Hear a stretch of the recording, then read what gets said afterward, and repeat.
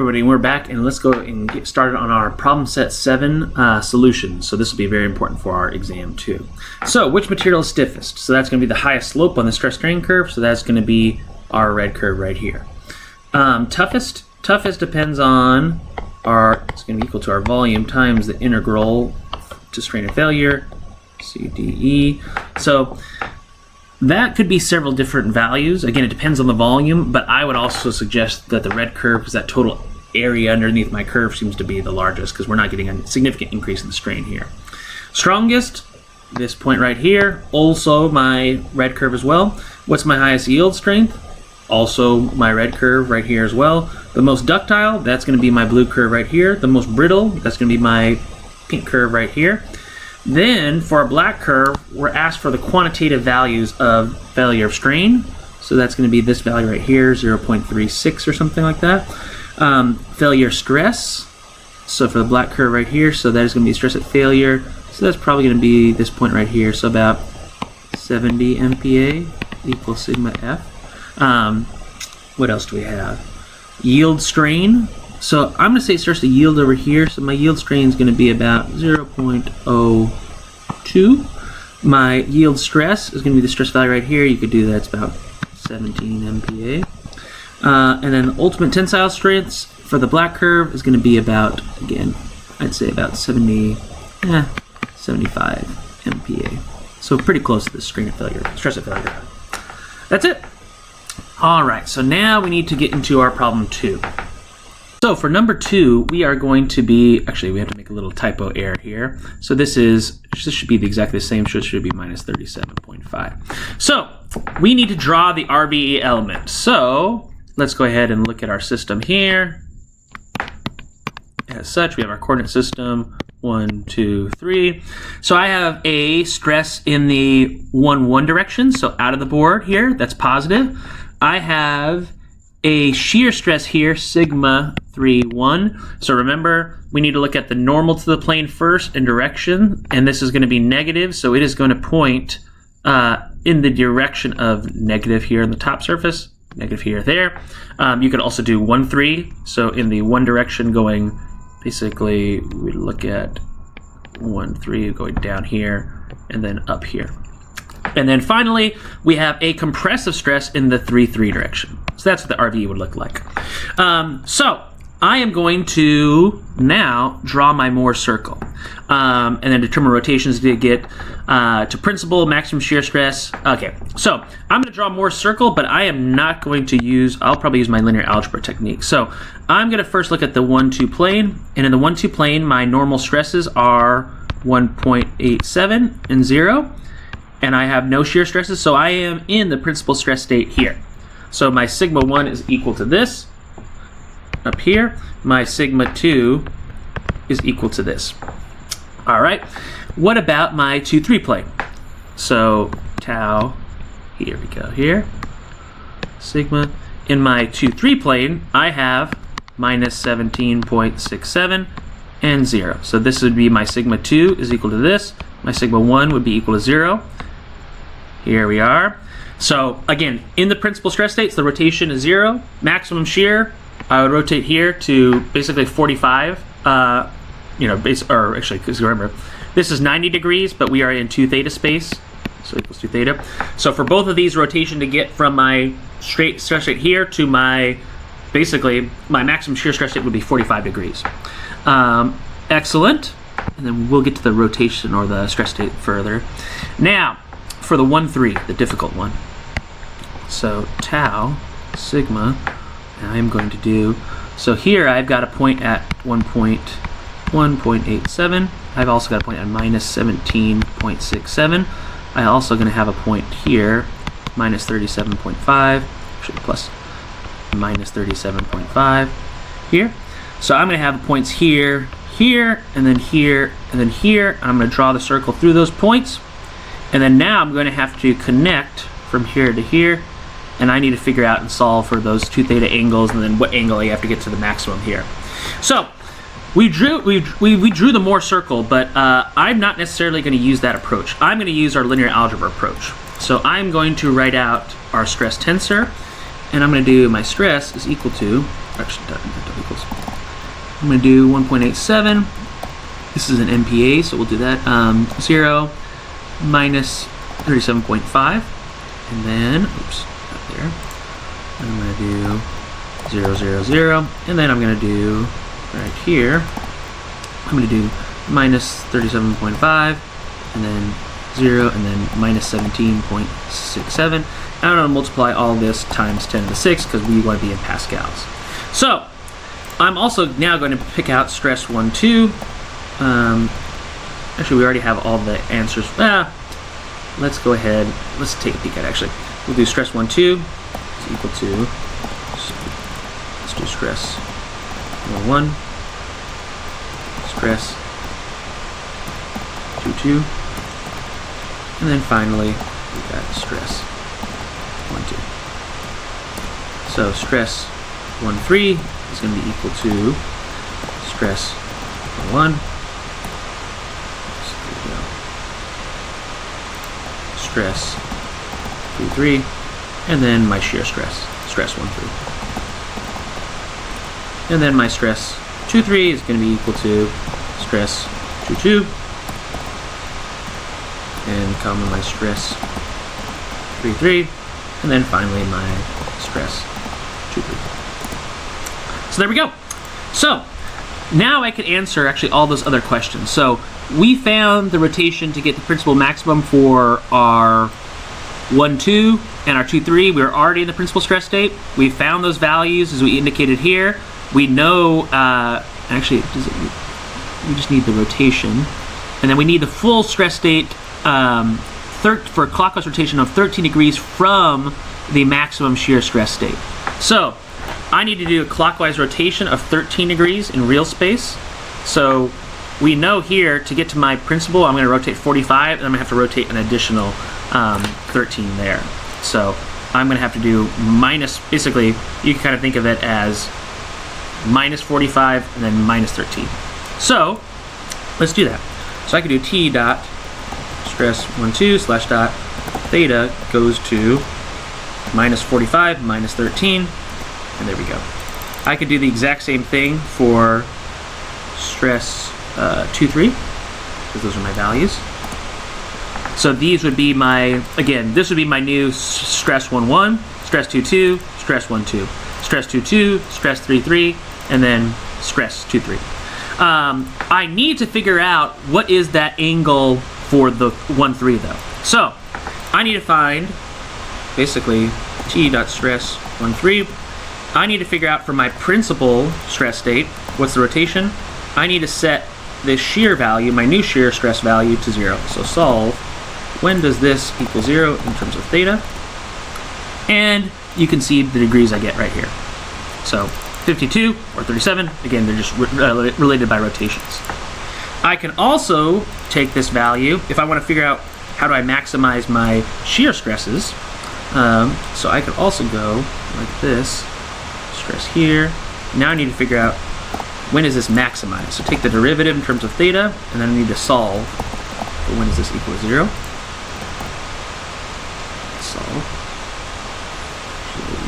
And actually I could do maybe T stress slash stress 3 slash dot theta goes to, for example, let's do the 52. So you can see those values here, or you can do theta goes to this, which should be exactly the same. It's just flipped there, but yeah. So we can see those values, and we're good to go now. So I could solve for this, and then this would be the angle to get from my original stress state to here. So I'd have to rotate, basically that 7 degrees counterclockwise, depending on where your origin is essentially taking you. So, and it kind of makes sense if you look at it from this perspective. So, for example, 45 minus, here, it's 37, 7.3. So we need to go basically, so to get, again, this is giving us our angles here to maximum there. So I need to rotate 7 degrees here, and then now I can actually solve this problem. Stress 1, 3 slash dot theta goes to So I need to go rotate clockwise minus 7.30142 degrees minus an additional 13, and then there's my values. Perfect. We got it. So we now have to figure out what are our sigma 1, our sigma 2, sigma 3s. So sigma 1 is going to be our maximum sigma 1 value. So I have 1.87 megapascals. I've got 0 here, and then we've got here, that's 30 megapascals.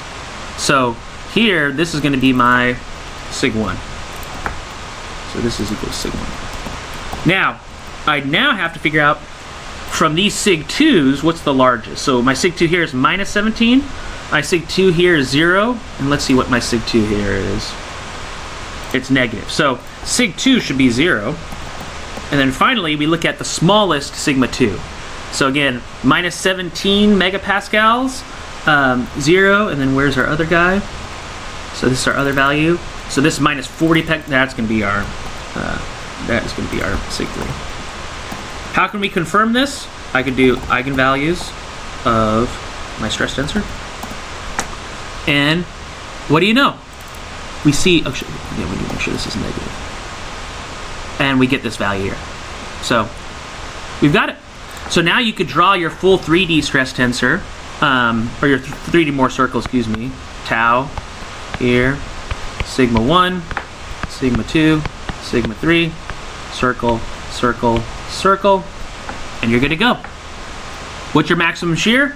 It's just going to be sigma 1 minus sigma 3 over 2, the radius of this full circle. Give the quantitative values, so I can just do that right here. Sig 1 minus 3, and do everything divided by 2. And there we go. We got it. So now we can move on and actually answer quite simply now number 4. So now we can answer number 4. So the material above is actually the black curve from the first problem. So in the first problem we said that our, let's see, looks like, let's just say it's about 15 megapascals, 17 megapascals. So my yield stress, so sig y, is equal to 17 times 10 to the 6th megapascals, or pascals essentially. So what is our ranking criteria? So we're going to ask ourselves, is sig 1 greater than sig y? Yes. So are we going to yield? You betcha. What is our Tresca criteria? So sig 1 minus sig 3 is greater than sig y. So that is also true. It will yield there. What about our von Mises criteria? So let's go ahead and let's, I believe it should be, we're going to see is square root of basically 1/2 times, square root of sig 1 minus sig 2 squared plus sig 2 minus sig 3 squared plus sig 3 minus sig 1 squared. So is this greater than sig y? Yep. So it's going to yield every single time. Fantastic. So now we're looking at the material here, where we have basically this metallic material in yellow that is stuck to blue rolls. A force of 50 meganewtons is applied as indicated. Write the full stress and strain tensor. So my material. So let's go ahead and solve it like we should be doing. So let me quit my kernel here. So my Young's modulus for a metal is about 100 times 10 to the 9 pascals. Nu is equal to 0.3. And now we can start to solve these problems. We have a force applied that's 50 meganewtons, but we'll get to that in a second. So let's figure out our stress tensors. So is there going to be a stress in the 1-1 direction? Yes, that does exist. There will be a strain as well. Is there a strain in the 2-2 direction? No, the material is stuck there, but the material does want to basically contract, so we will have a stress in the 2-2, and it should be in tension, so positive stress. Will there be a stress in the 3-3 direction? No, no stress in the 3-3 because we're open to expand there, but we should expect to find a strain in the 3-3.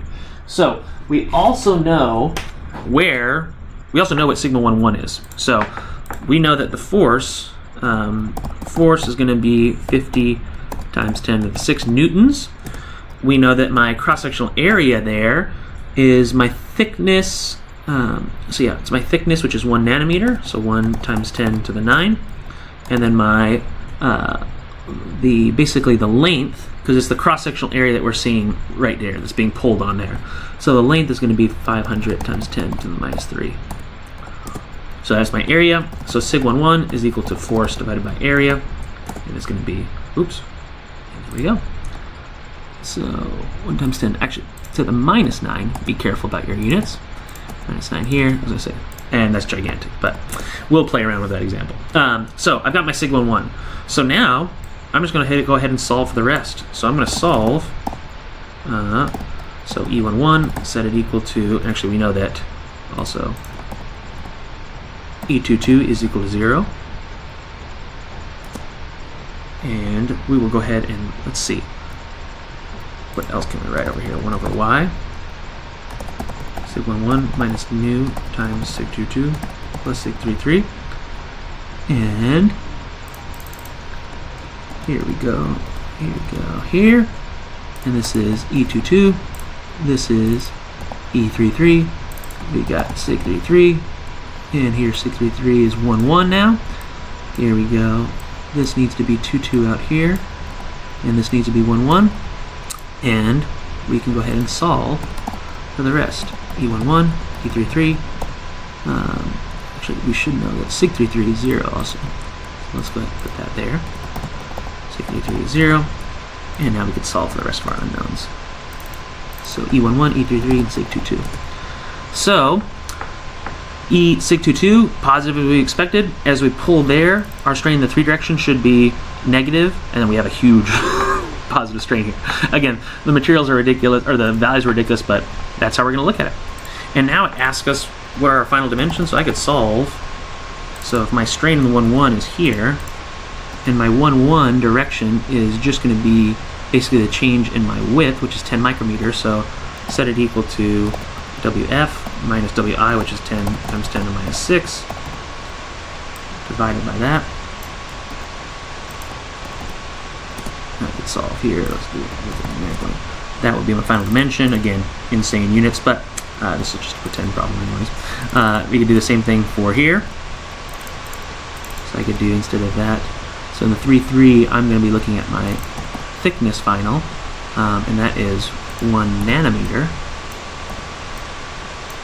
And there we go here. And again, insane values. So there you go. Or basically it's going to be that change there. So,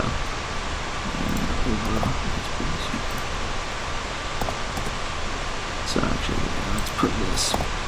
Let's do these guys properly. So there's my final dimension here. There's my basically my final dimension right there. So there we go. We've got our solution. So that's pretty much it for number 5. So now let's go ahead and let's get to number 6. All right, so let's go ahead and let's look at our next problem. So we're asked for what's the critical crack size for fracture for this system. So my material has the strain energy release rate here, a surface tension of this, fracture toughness of this. What are the energy contributions for fracture? So whenever we're looking at fracture, we are looking at basically the cost to create surface area and basically to relieve basically stored elastic strain energy. So what leads to fracture? Relieving that elastic stored energy. What leads to bond stretching? Creating that surface area. So surface area, the creation of surface area once I fracture, that is going to keep basically my system from fracturing. It's going to basically create bond stretching. But when I fracture, it's because it's relieving that elastic strain energy. So we were dealing with a metallic material in the previous problem. So I want to be kind of conservative. So let's say, for example, I'm going to look at my sig1, because that is actually sig,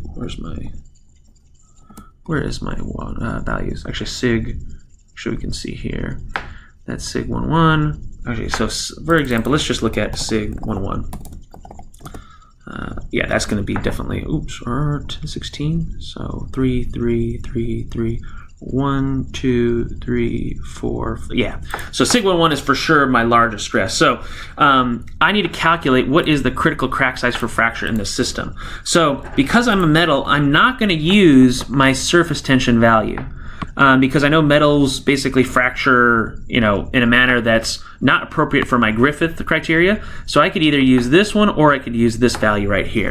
So if I use fracture toughness, so 576 times 10 to the 6, oops, and I need to solve when does this equal basically my value of sig 11 times square root pi times a, and we get an insane value, something very, very, very, very small, which makes sense because we've got a gigantic value here. I can also solve for sig 11 set equal to square root my Young's modulus y times basically 100 joules per mole clay divided by pi times a, and you also get a very, very, very small value. So either of those equations would be appropriate. So this is completely unrealistic, but again, we have a crazy problem there. All right, we have a new problem to work with. So I'm going to look at this problem. I have the following system, which has a radius of 5 meters, a length of there, and a thickness of this. So my radius is equal to 5. My thickness is equal to 50 times 10 to the minus 3. So whenever I have a radius or thickness, I want to divide out by here. And if this value is greater than 10 or equal to, excellent, that is a thin walled pressure vessel. So I also know that del P is equal to 5598 times 10 to the 6. And I know that I can only, basically my EH must be equal to, let's see, EH has to equal to 10%, so 0.1. So that is my strain. So I know that I'm working with a thin walled pressure vessel problem. So I know that my sig H is equal to del P times R divided by T. My sig L is equal to sig H divided by 2. And I have multiple equations available to me. So I know that my epsilon sub H is equal to 1 over Young's modulus sig H, sig H minus nu sig L. My epsilon L is equal to 1 over E times sig L minus nu sig H. And I also have the relationship that epsilon H over epsilon L. This is a cool relationship. So if I define EH, actually, let's just say, let's go ahead and clear EH for a second. So I can say EH is equal to 1 divided by Y times sig H minus nu times sig L. EL is equal to 1 divided by Y times sig L minus nu times sig H. And if I do EH divided by EL, you see I get a number that only depends on my Poisson's ratio here, my nu. So I need to figure out what material I'm working with. So I know what my EH value is. All right, so now we got to finish up. Actually, sorry, here we go. So we can see this relationship right here. So now we need to kind of try to solve. So I'm going to go ahead and I'm going to clear EH. I'm going to clear my EL value. And let's go ahead and solve. So I want to solve that this value here, this equals to 0.1. And make sure you put a double equal sign, double equal. I want to make sure this is equal to EL. Set this double equal here. And I'm going to also set that this is equal to 0.1 divided by EL. And actually, EL is basically this value here. So here, here. And so now we can go ahead and solve for this problem right now. We can solve for EL nu y. Oops, let's see, what does it not like? So let's see, oops, we need to clear, unfortunately I think we really have to clear everything here. Actually, we look okay right now. Let me just clear this, clear this.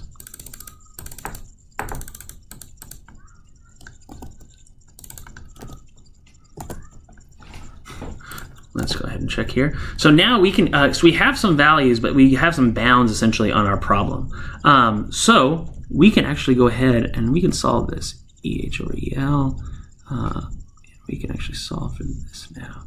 Or what we can do is we can solve for this. We can solve for nu and then y. So, actually, we have a relationship here. And actually, we have one more equation that... Actually, we can just leave this as EL, and then we could just set EL set equal to this guy here. And let's do EL. So, we now can set, and actually, there's some bounds that we have on nu. So, for example, if we set nu equal, actually, we could kind of, let's set nu equal to 0.3, we would get this value. Oops. So let's strip out nu. So we would get this value here. C is pretty reasonable in terms of 500. Actually, that's pretty, pretty value here. So if it's a polymer, we would get this expression here, and if it is a ceramic, we can get this expression right here. So let's say that we were making this material of a polymer. We've got this, so we've got our strain values. So we're working with a polymer. Again, you can set bounds essentially on nu, and that's pretty reasonable. We've got the full stress and strain tensor now because we have sig h, EL, EH, all those good things. What is the maximum value of shear stress? So we always know that that is equal to basically sigma 1 minus sigma 3 over 2, which is sigma h divided by 2, which is also equal to sigma L. That always works essentially for your thin wall pressure vessels.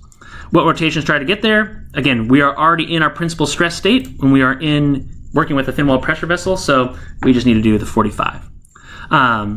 Excellent. And draw the fracture pattern. We should know that we're going to go here.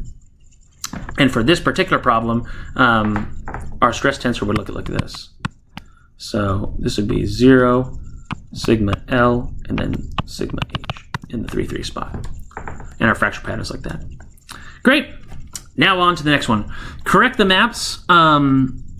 These maps actually correspond to the stress strain curves below for the red, the black, and the green. Which is which? So first, this needs to be flipped. This is TS there. This is PLC.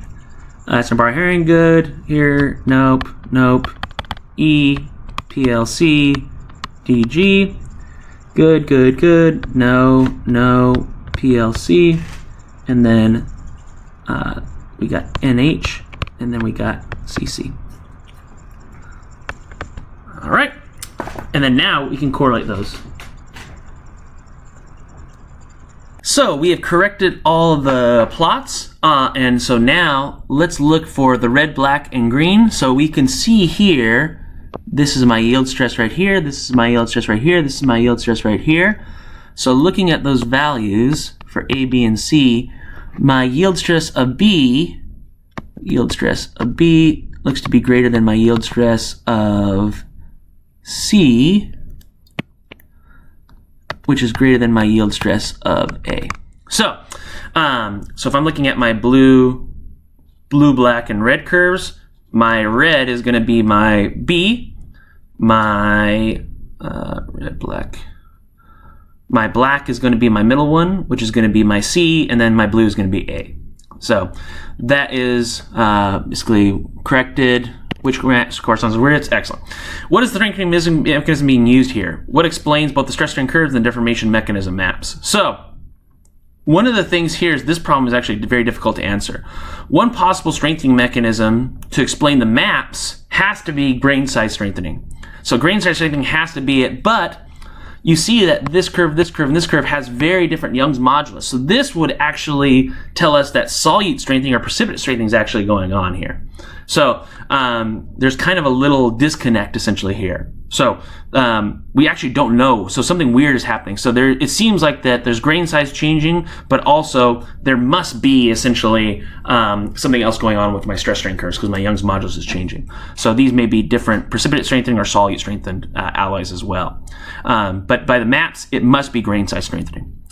So that's a difficult answer. So we don't know really what's going on. So it's counterintuitive. If it was grain size strengthening, we should see the same slope effectively for these different materials. But because the slopes are different, my Young's moduli are different, we're looking possibly at some material that's solute strengthened or precipitate strengthened, if they're the same material.